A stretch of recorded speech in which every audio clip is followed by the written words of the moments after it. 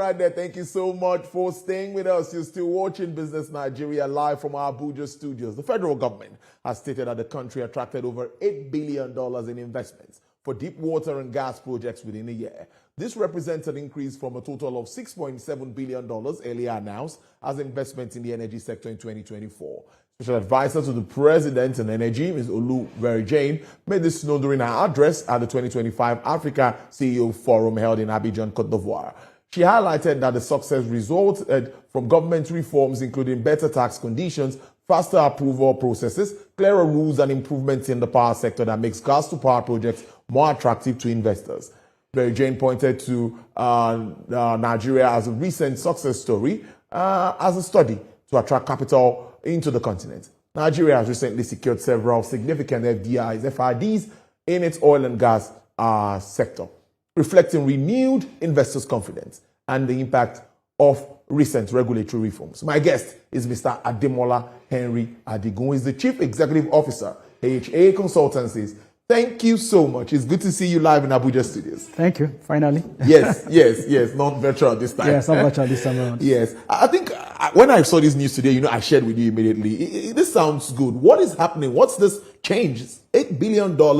It's a reverse from what we used to have. What are these things we're doing right at this time? Well, I think I'll commend the SA to the government on what she's done. Olu has done a very fantastic job working with the NEPC and other government agencies. About months after the government was inaugurated, she went around meeting top executives of the commission, looking at the PIE, looking at the gaps in the PIE, and then worked with the government to bring out some executive orders which made some investments that were not attractive more attractive. She also made some measures in terms of approval processes, which used to take 18 months, 14 months. Now it's down to like 5-6 months, which again made more investment possible. Also, I think she did a lot of good work on investment climate. Now, so that again gave more confidence to investors. And I think the gas pricing, which was an issue, is also better now. So I think working with the Ministry of Power, they've got more attractiveness for gas to power, which again has some drawbacks, which makes gas more expensive for the Nigerian, which is why there's more subsidy now on power. But again, more money is coming in. So that's what happened. Because I saw there that government approvals, better tax conditions, faster approval processes, and clearer rules and improvements is what we have. So does it mean that this would obviously continue to drive more investment into that space? It should, but then there's a challenge now. Challenge right now is there's a tax bill being worked upon by National Assembly that's been harmonized, being harmonized as we speak. Yes. All the things the president gave with one hand is being removed in that tax bill. That scares me. Because part of the things that I credited them for doing was those strong points they did in the tax incentives given to the Deepwater investments and gas investments. But it seems all these things have gone. The executive orders? Yeah, so they didn't get into the tax bill. Okay. So I think Oedele and his team and the National Assembly forgot, or somewhere along the line, the ball was dropped on making sure these amendments and these orders made into the proper tax bill. So the incentives given with the right hand have been taken with the left hand. Now, the tax bill, I think, is brilliant and beautiful. I think it's a very brilliant bill. I think it's very worked upon. But that part of it might need amendments if it's passed. Because, again, it now makes it back to the old regime we had, which made investments not very certain. So that's one part of the bill they have to work upon. I mean, there's time to do that. I think they can find a way to do that. But that's my fear. And the processes are improving anyway. I think what we keep on doing is strengthening the regulatory authorities, either the Commission or the midstream and downstream authority. Those agencies will be strengthened. The more they do their jobs, the better they do their jobs, the better for everybody in the investment climate. Let me ask you this question. We have a new team now at the NNPCL, and like that argument that NNPC is not the regulator, they are now an operator, and we've talked about the regulator. The big boys, the regulators now, let me call them the big boys, should be the NUPRC and the authority, right? They should be the one running activities in the industry at the moment. So what would be your clear message to this new team? Well, I think the problem we have is that most of our leaders, I mean, I saw the targets given to the NNPC Limited. Yes. And I felt slightly worried because I felt this wasn't what NNPC should be doing. NNPC should be an operator and should be a facilitator working with other partners it has. Now, before then, years ago when I started off in sector, we all said the problem of the sector was NNPC. We formed NNPC Limited, we formed a half of sector problems. So it's the PIA did that. Clearly defined NNPC as an operator and clearly had two regulators, downstream, midstream, and the upstream commission. But when you hear the targets given by the president, it gives you a sort of confusion saying, well, it's the job of NNPC Limited. And again, when you now mark them on those targets, then there's a challenge. Because NNPC right now is not profitable. I mean, forget all the dot figures we get and all the, I don't say lies, but the arranged figures we get. That business is not a profitable run business. The focus of NNPC Limited leadership right now is to get into profitability, get money for the shareholders. We just found out that, again, there was 500 billion withheld from federal accounts that NNPC used to pay off debts they inherited from subsidy. For last year, when subsidy was partially gone and not gone, the kind of elements are in there. So that should be their focus. Get this company back on profitability, spin off all dead horses, get away all your business in the areas where you don't have strength, make sure you have a competitive advantage to when you are. Then when you're about profitability, work with the regulators, the commission and co, who should then be the ones attracting investment. So it should be like a tripartite arrangement. The upstream, the downstream, and the investment climate, bringing more investments in.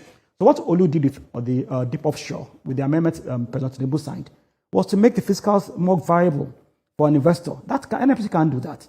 NNPC can agitate and say to them, this is what will make this more attractive. So if you're a partnership or a joint venture with Total or any of these parties, and you say, well, we won't go on with this investment because the fiscals don't look good, NNPC can say to them, okay, we will talk to government. And government will now say this. But NNPC should clearly keep on being an operator.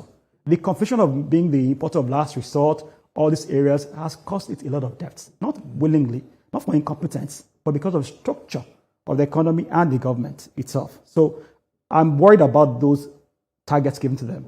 I say focus more on getting this company back to profitability. Right now, it's a national oil corporation that's not competing properly.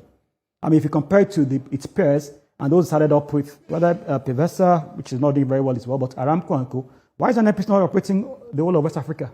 Why not the retail outlet, the chain proper, supplying gas, supplying petrol all across? Why are we still in the place where we're still borrowing money, Project Ego, Project Praise, Project there's so many projects going on, which we have taken so much loans on, which, again, keeps NNPC in a debt profile. So that, for me, is what I think should happen. Get rid of all these liabilities, get to profitability, let the regulators operate properly, let the commission do its work properly. You, in the policy angle, the ministry and all the people around the ministry, bring up good policies. Let's live on those areas. The NNPC is also saying they want to raise active rigs to about 50 by the end of 2025. Is that not looking like a tall order? That's a dream. That's not going to happen. I mean, there was a time we had 82 active rigs in the country when we had a barrel going for about $130. Then we dropped to like 8, 10, 5, 7. I think currently we're about 15, 14. I'm not certain of that, but we're on that level. Now, that will take a lot of magic. It means you have to give more acreage. You have to do more investments. And what we don't need now is a politics that surrounds those in those areas. There's more politics than policies in that sector. And what you need is for government to step back gently, let the policy people, regulatory issues, and the laws, let them take place, and let's leave politics out. Then they might move to a deeper level. You can't have active rig count when exploration is not at very high levels. You can't have exploration at very high levels when the fiscals don't support exploration. It takes time for it to happen to that level as well. So it takes time, but 50 rig count in this year, no, it's a dream. Mr. I need to ask you this question. In all of this, you're the expert here now. Where does the PIA's implementation stand in all the activities, particularly in the downstream? There's still this issue at the moment. We see almost like a price war. Today, Dangote is coming. The price is this. Tomorrow, I think I just read the news that I think NNPC is also reducing price. What's happening is not a price war. I mean, let's be real. I mean, what we have is monopolistic moves. I wouldn't, I'll be polite by saying it's a price war. There's no price war going on. A price war, there's nothing wrong with monopoly if it's one from innovation.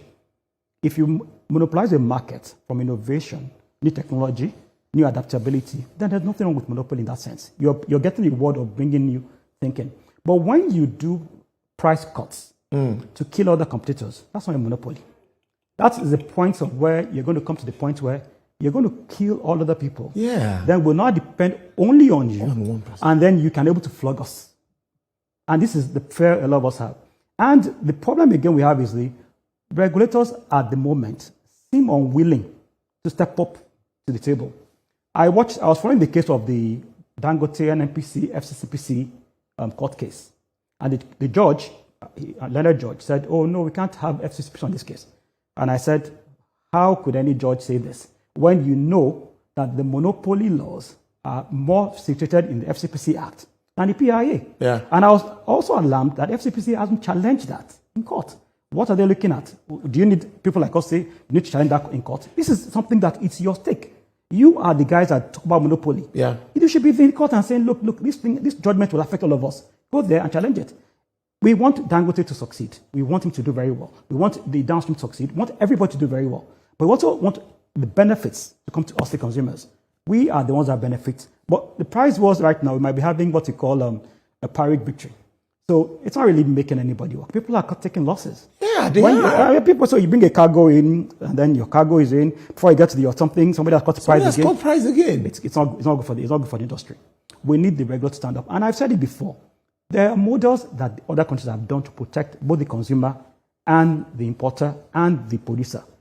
We must allow everybody to succeed in a fair way.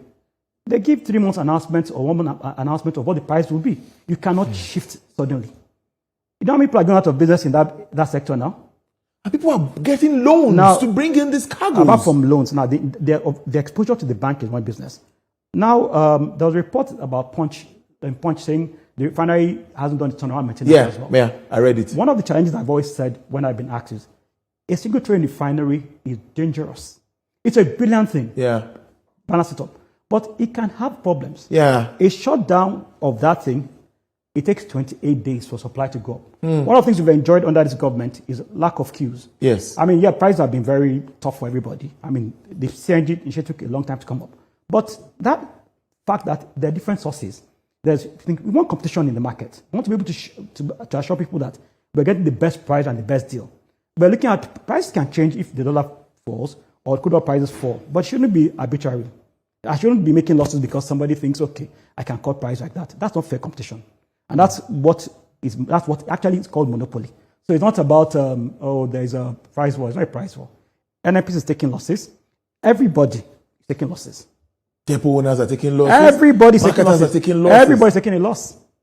And if losses continue, it will affect the credit system of the country. Yeah, it is. I remember in 2016, we did a study. The exposure of banks to the downstream was about 48% of the loans. Entire loans? Entire loans, yes. So if those start defaulting, well, everybody's going to default. Then there's a problem. We have a problem. Wow. I'm bothered because I used to remember those days before this PIA was enacted where we used to talk about, it's going to open up the market. It's going to liberalize the market. Yeah. We're going to have competition. And at the end of the day, we are seeing people just, being tired. It's worrisome. Let's a bit touch on the Naira for crude thing. There was a stop. It's back again. Some say that's also something that can help address pricing and all of that. Yeah. I think it's a brilliant initiative. I support it. I mean, whatever will make Nigerians ease of Nigerians, it's okay. What government should do is, in doing that itself, it shouldn't stifle others. So once you give to any major refinery, Naira, give to smaller refineries too. Make sure the other ones like Aradel, Watersmith, and let them get in the same thing as well. And let us ensure that it's a transparent process. But again, don't shortchange the market. Because look, every time you give in Naira, you're losing what you should have put to your reserves in dollars. So, but there's nothing wrong with your decisions as a policymaker. You make decisions and saying, this is what we want to do. And you make decisions, but do it fairly, do it consistently, do something that's sustainable. Don't something that's just short term. Then we all say, no. I mean, now they were talking, it's been more talk now than reality. The Dangote group said the quote they get is not enough. So they bring a lot of crude in, which is expected anyway because of the volume of their refinery. The government is directing people to give crude at maybe less than market prices. You're saying, okay, you go to a Chevron. Well, you want to sell at a price? Oh, no, don't do that. Allow fair things. You have the domestic obligations of the country. Get your crude. Give them more. You can direct NNPC to say, well, all your crude in NNPC, give to whoever you want to. But again, you pledge all your crude in NNPC to your Project Eagle, Project Angle, Project whatever to borrow money. So there's a complicated structure in the market right now. There is. It's not all great for well for all of us. There is. So everybody's struggling to breathe.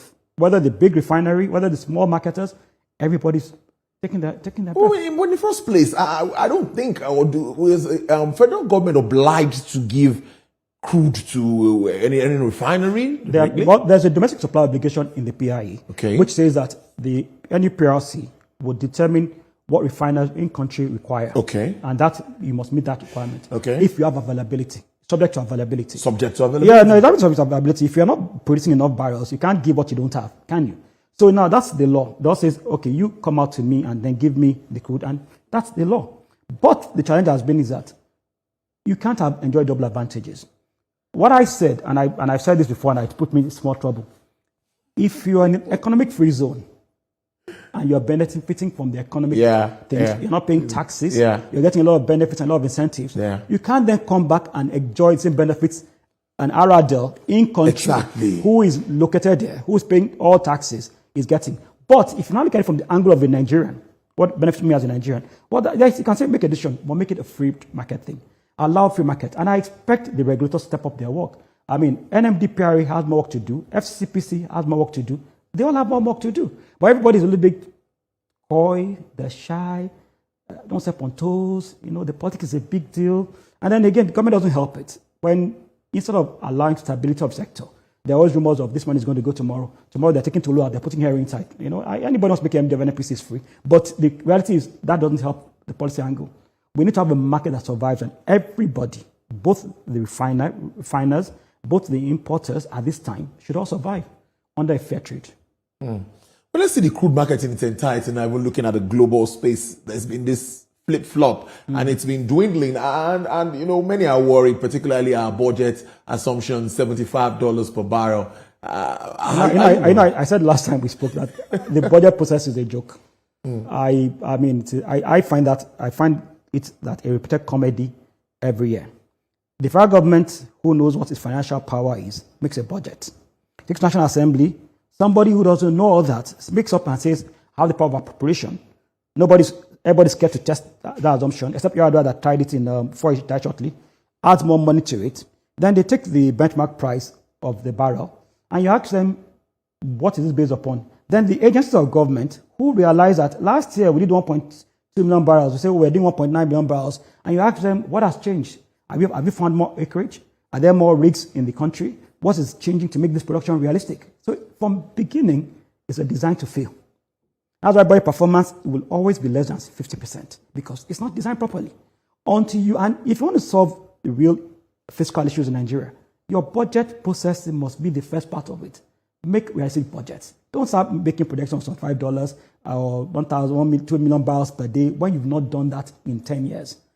Average cycle of production, if you look at it, is like this. Doing those, then goes up again. Then you now come back and say, well, it's on what basis? What was the analysis? But then somebody says, well, I have the power to appropriate, and then everybody starts going. Then Nigerians now get wary of what government says because there's lack of trust. So they see the gatehouse of Villa again in next budget. Say, but it was here next year. Now people don't understand the difference between what was in the budget and what was funded. So that thing was, the Villa gate was there, but wasn't funded. So they bring it back again next year. And somebody's saying, there's corruption. That Villa gate was there last year. So you yourself must stand yourself for failure. Do realistic budget processes. Then, there's more money for government now. And states are getting much more money. Because a lot of people ask me, subsidy guys were shouting. Well, states are getting 4 times the money they were earning. Yeah. A senator said they were getting 1 billion. A House of Rep member said they're getting 1 billion for cosmetic projects now. And senators are getting 2 billion. He said it on public TV. That 1 billion, 2 billion. That's a whole lot of more money. But where's the accountability again as well? And what are we doing to stave off this issue? So it's a mixed bag. The government can do more, but make that process realistic. Let the ownership of that process be the Ministry of Finance and the Ministry of Economic Planning. Yes. Remove all the assumptions that are unrealistic. You've never done 2 million barrels. You don't have the capacity to do it right now. Yeah, it's there in the air, but you have a lot of work to do to make it happen. So you put realistic figures. Benchmark prices is a formula in the Appropriation Act. Use the formula. You get on $5. You get $2 on the formula. Why $75? Or then somebody, they take it there and somebody says, no, we're going to use 75. Why is 25 now? With crude in power, and I said, Trump coming in power, there was an assumption Trump is produce. Yes. And Trump is shut down OPEC as much as possible. Get OPEC to do less. So we're going to have that problem as is. Well, wrapping up, I would just say, beyond the barrels, what can we do to really re-energize this sector? Well, I think first thing is the policies are not bad. They're good. The regulatory institutions are getting stronger as well. Initially, it took time to find their feet. But I think they're getting more effective as it goes. I'm proud of what NNPC is doing. I'm proud of NMDPRA, what they're doing. I think they're doing a good job. I think the new NNPC leadership will continue from the footsteps laid by Kyari.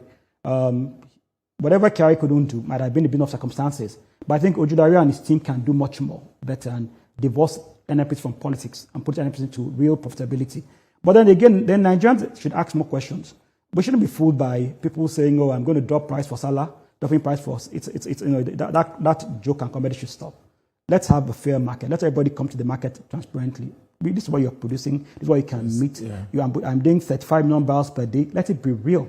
Because if, for instance, we had stopped importation last month, where would I be short for the last 4 days when the refinery has been shut down? What would have happened? When the maintenance hasn't come, there'll be problems. Interesting chat as always, Mr. Ademola Henry is the Chief Executive Officer, AHA Consultancies. Thank you so much for coming in. Thank you very much. I appreciate this. All right.